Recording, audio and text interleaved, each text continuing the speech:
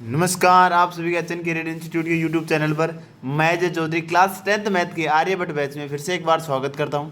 I hope आप लोग काफ़ी बढ़िया हैं और आपकी पढ़ाई भी बढ़िया और मस्त तरीके से चल रही होगी। तो आज के हम इस क्लास के अंदर एक्सरसाइज 5.2 का क्वेश्चन नंबर 9 से जो आगे वाले क्वेश्चन हम उनको करने वाले हैं। तो आज ही क्लास को स्टार्ट करने से पहले पीछे वाले क्लास में जो आपको होमवर्क के लिए क्वेश्चन दिया गया था, पहले हम उन क्वेश्चन को करेंगे, उसके बाद हम आज ही क्लास को स्टार्ट करने वाले हैं। तो जरा देखना, कल होमवर्क के लिए क्वेश्चन दिया गया था क्वेश्चन नंबर 8 कि एक एपी में 50 पद हैं जिसके प्रथम तीसरा पद, जिसका यानी तीसरा पद कितना है 12 है और अंतिम पद 106 है। तो इसका 29वां पद क्या होगा? यानी एक एपी है, उसमें कुल पदों की संख्या आपको दी गई कितनी है 50 है। तीसरा पद यानी A3 का मान आपको दिया गया 12 है। अंतिम पद, तो अंतिम पद यानी कुल 50 पदों की श्रेणी है ये, तो अंतिम पद कितना है 50वां। तो अंतिम पद यानी 50 का मान हमें दे दिया गया 106 है। तो हमें 29वां पद याद करना है। चलो एन का मान यहाँ पे कितना हो जाएगा 29 हो जाएगा। ठीक है, देखो इसका सिंपल भाई, अगर हमें किसी भी एपी के अंदर हमें एनवा पद निकालना हो या ए एनवा पद निकालना हो तो हम ए की फॉर्मूले से निकाल रहे हैं, ए एन प्लस यानी A N equals to A plus N minus 1 into D से। तो यहाँ से हम निकालेंगे ए एन यानी ए 29 की वैल्यू हम निकालने वाले हैं। तो हमें ए चाहिए और क्या चाहिए, हमें डी चाहिए।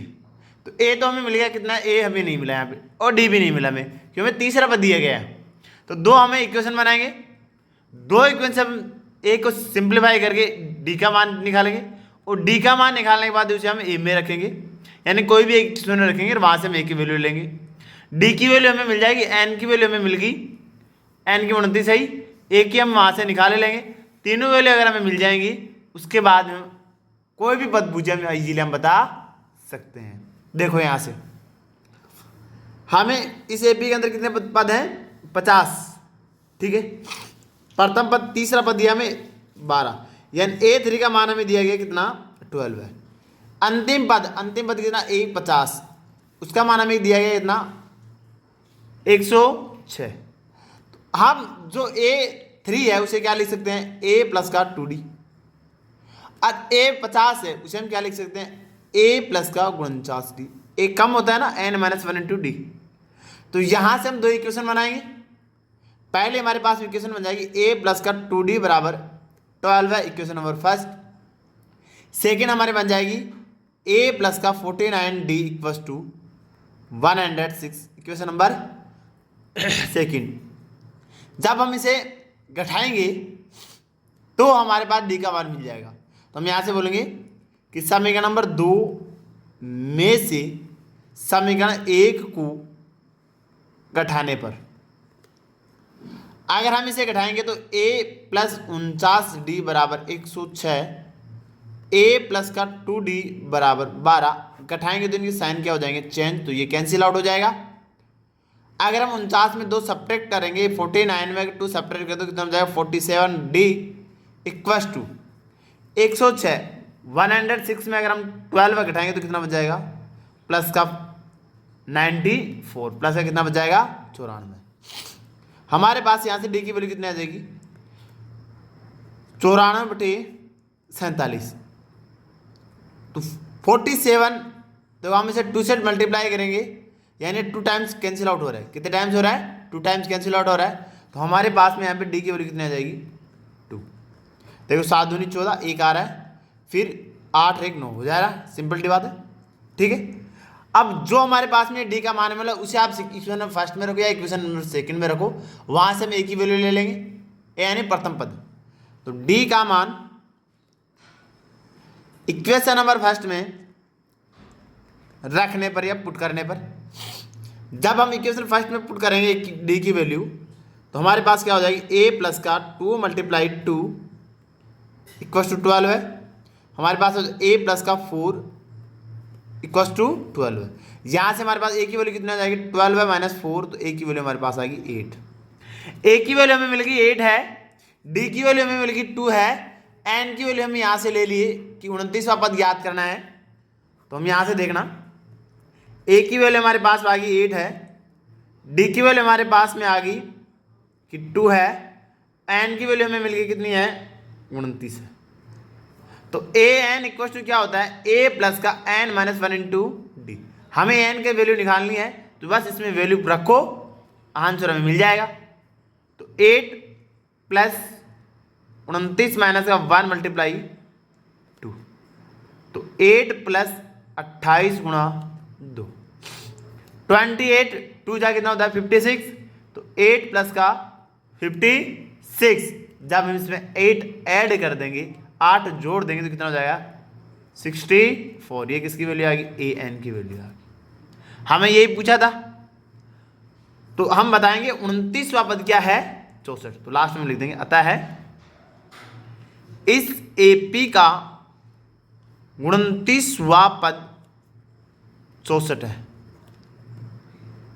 ठीक है, नेक्स्ट क्वेश्चन देखो।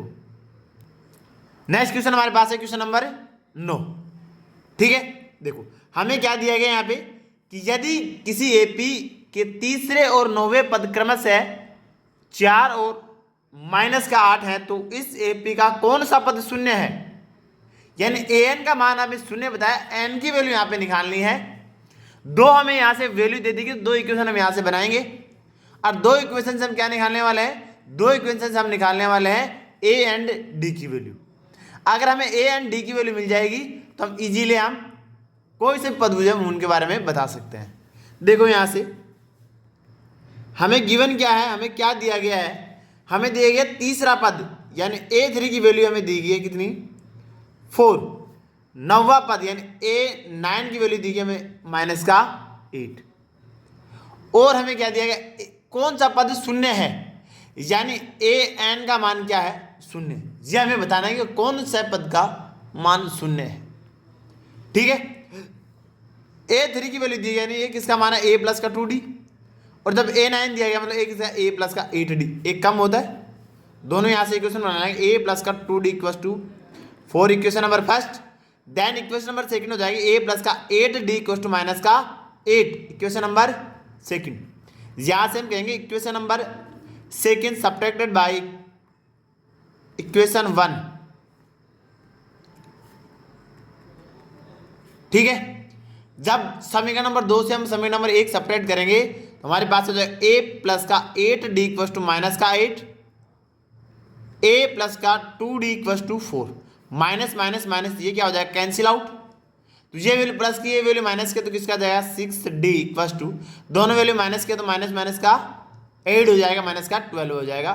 देन यहाँ से D की वैल्यू कितना आ जाएगा माइनस का 12 भाई 6, D इक्वल टू कितना आ जाएगा माइनस का 2, 6 2 जा 12 है। D की वैल्यू हमें मिल गई, तो जो हमें बाद से D की वैल्यू आई उसे आप इक्वेशन नंबर फर्स्ट में पुट करो, वहां से हमें A की वैल्यू मिल जाएगी। हम यहां से बोलेंगे कि D इक्वल टू माइनस का 2 पुट इक्वेशन नंबर फर्स्ट।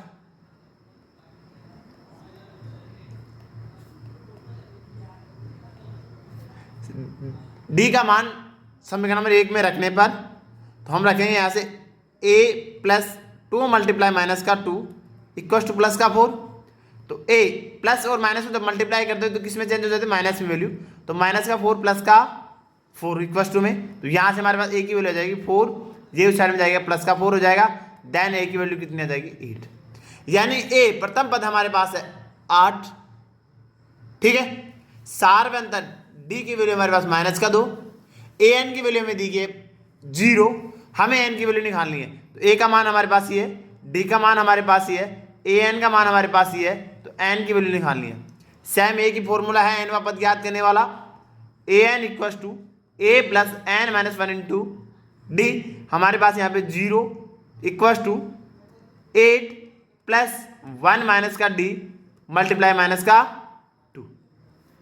तो इस ऐड को हम उस साइड में भेजेंगे तो वो माइनस का हो जाएगा N माइनस का 1 देन मल्टीप्लाई माइनस का 2 इक्वल टू माइनस का 8। ये यहाँ पे मल्टीप्लाई में तो डिवाइड में हो जाएगा, देखना है यहाँ से n माइनस का 1 इक्वल टू माइनस का 8 बाई माइनस का 2, तो माइनस माइनस क्या हो गया प्लस, तो n माइनस 1 इक्वल टू 2 4 हो जाएगा, 2 4 जा 8, तो n इक्वल टू क्या आ जाएगा 4 प्लस 1, n इक्वल टू 5, यानी पांचवा पद उस AP का शून्य होगा। तो हम यहां से लिखेंगे, आता है इस AP का पांचवा पद शून्य होगा। ये इसका क्या है आंसर? हमें ये तो पूछा था कौन सा पद शून्य है, तो कौन सा पद शून्य होगा? पांचवा पद शून्य होगा। हमने n के मान निकाले यहां से। नेक्स्ट क्वेश्चन देखो, नेक्स्ट हमारे पास क्वेश्चन है क्वेश्चन नंबर 10। क्वेश्चन नंबर 10 क्या कह रहा है कि किसी AP का 17वां पद उसके 10वें पद से 7 अधिक है तो उसका सार्वंतर ज्ञात करो। अब आपको D की वैल्यू निकालनी है ओनली। देखो यहां से हमें क्या बोला गया है कि 17वां पद 10वें पद से 7 अधिक है, यानी कि अगर इन दोनों का माइनस करेंगे तो हमारे पास कितना मिलने वाला है? 7। ठीक है, देखना यहां से हमें कोई पदों की संख्या नहीं दी गई है और फिर भी हमें सार्वंतर पूछ रहा है। कोई दिक्कत नहीं है, जो हमें दिया गया है पहले हम वो लिखेंगे। जो हमें दिया गया है हम वो लिखने वाले हैं।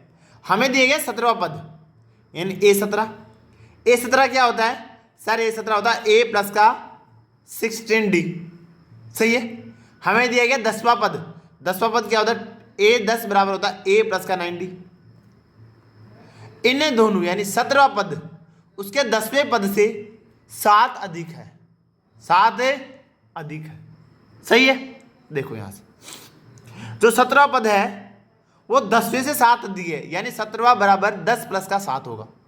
तो देन अगर हम दोनों का माइनस करें तो वो किसके इक्वल होगा? 7 के। अगर आप लोग इक्वेशन बनाना चाहो तो यहां से हमारे पास इक्वेशन बनेगी कि A17 बराबर है किसके? A10 प्लस के 7 के। सही बात है नहीं कि 17वां पद यानी 17वां पद उसके 10वें पद से 7 अधिक, यानी 10वें पद से 7 अधिक, यानी 7 उसमें ऐड हो जाएगा। तो यहां से हम कहेंगे A17 अगर इससे इस साइड में ले तो माइनस का A10 इक्वल टू कितना हो जाएगा? 7। यहां से इनकी वैल्यू रख दो। यहां से मैं इसे समीकरण नंबर फर्स्ट एंड समीकरण नंबर सेकंड देता हूं। दोनों से हम यहां से वैल्यू रखते हैं कि समीकरण फर्स्ट एंड इक्वेशन सेकंड से अगर इनकी वैल्यू रखते हैं तो A प्लस का 16D माइनस A प्लस का 9D इक्वल टू कितना आ जाएगा? 7। इस माइनस को हम अंदर मल्टीप्लाई करेंगे, इसको हम सिंप्लीफाई करेंगे तो हमारे पास आ जाएगा A प्लस का 16D माइनस का A और ये क्या था? माइनस का 9 इक्वल टू D। ये माइनस है ये प्लस है, कैंसिल आउट हो गया। ये देखो यहां से 16D प्लस का है, 9D माइनस का है, यानी एक वैल्यू प्लस की एक वैल्यू माइनस की तो क्या होंगे? सब्ट्रैक्ट होंगे। और 16 में अगर 9 सब्ट्रैक्ट करेंगे तो हमारे पास कितने बचेंगे? 7। वो भी किसके? प्लस के, क्योंकि इसका लार्जेस्ट जो डिजिट है हमारा 16 वो क्या है? प्लस का है, पॉजिटिव है, तो नंबर भी किस में आएगा? पॉजिटिव में आएगा। तो प्लस का क्या आ जाएगा? 7D equal to 7। तो देन यहां से D की वैल्यू कितनी आ जाएगी? 7/7, यानी हमारे पास में D का मान कितना आ गया? 1। ये इसका क्या है? आंसर। हमें सार्वंतर तो पूछा था, हमने सार्वंतर निकाल दिया कि सार्वंतर कितना होगा? 1। तो हम यहां से लाइन लिख देंगे, अतः है इस AP का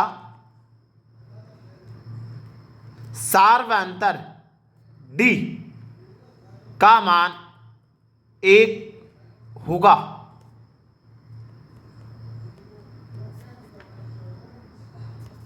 ठीक है, नेक्स्ट क्वेश्चन देखो। नेक्स्ट क्वेश्चन देखो, क्वेश्चन नंबर 11 है कि AP 3, 15, 27 और 39 का कौन सा पद उसके 54वें पद से 132 अधिक होगा।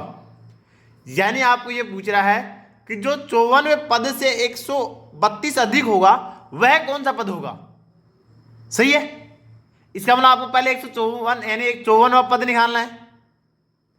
54वां पद निकालने के बाद में आप उसमें 132 ऐड करना है, फिर उसके बाद में बताना है कि वो कौन सा पद है, यानी फिर आपको n का मान बताना है। वहां पे यहां पे हमारे पास n का मान 54 हो जाएगा। a का मान हम यहां से ले लेंगे, d यहां से ले लेंगे, उसके बाद हम 54वां पद निकालेंगे और जो हमारे पास 54वां पद आए उसमें 132 ऐड करेंगे तो वो an का वैल्यू होगी और वहां से फिर n की वैल्यू हम फाइंड करेंगे। समझ पा रहे हो हम क्या कह रहे हैं कि पहले हमें 54वां पद याद करना है, क्योंकि वो 54वें पद से 132 अधिक है, तो हमें पहले 54वां पद तो पता होना चाहिए वो कितना है, उससे तो हम चेक करेंगे 132 कितना होगा, वो ऐड करके उसके बाद में वो पद का मान मिलेगा। तो पहले 154वां पद याद करो। इस क्वेश्चन में 2 क्वेश्चन दे दिए गए आपको एक ही क्वेश्चन के अंदर, ठीक है। देखना है यहाँ पे इसका सॉल्यूशन।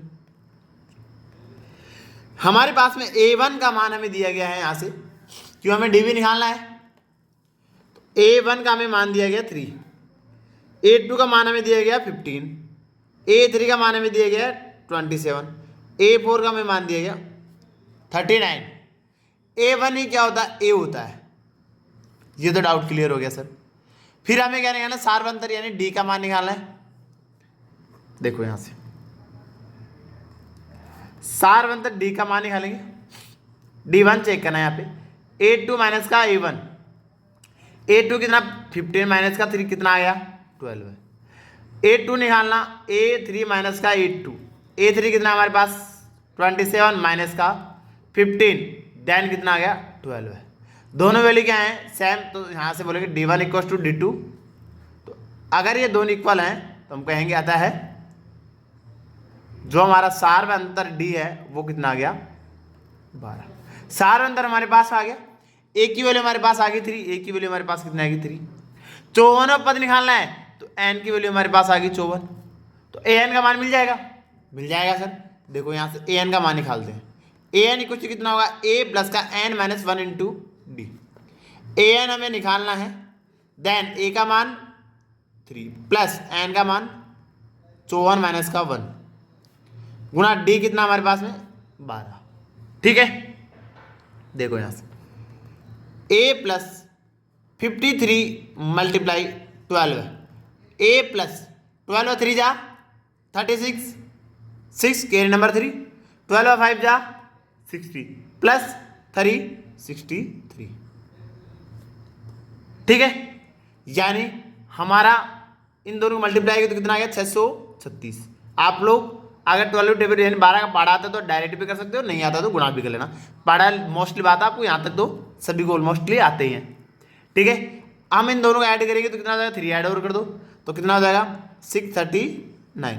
ये हमें an यानी a54 का मान मिल गया, हमें कितना मान मिल गया a54 का मान। a54 का मान हमारे पास में कितना आ गया 639, उससे 132 अधिक है, यानी अब इसमें क्या ऐड करें कि 132 अधिक है। 132 अगर अधिक है इसका मतलब कितना हो जाएगा वो an 639 प्लस 132, इनका ऐड करो दोनों का 11 1 6 7 7, कितना हो जाएगा 771 an का मान। अब an का मान तो रहेगा 771, a का मान 3 रहेगा, d का मान ये रहेगा। अब n निकालेंगे यहाँ पे कि ये पद है ना वो कौन से नंबर का पद है, समझ में आ गई। हमें ये पूछा था कि 132वां अधिक कौन सा पद है, यानी अब हम ये 132वां पद निकाल लिए पहले, अब हम बता सकते हैं कि ये कौन सा नंबर का है। तो आपको इतना सा काम एडिशन हो गया इसमें कि पहले 54वां पद निकालो, उसमें आप लोग ये ऐड करके बताओ कि वो कौन सा नंबर का है। तो अब यहां से n का मान निकालेंगे, ठीक है। तो वही फॉर्मूला लगने वाला an equal to a plus n minus 1 into D.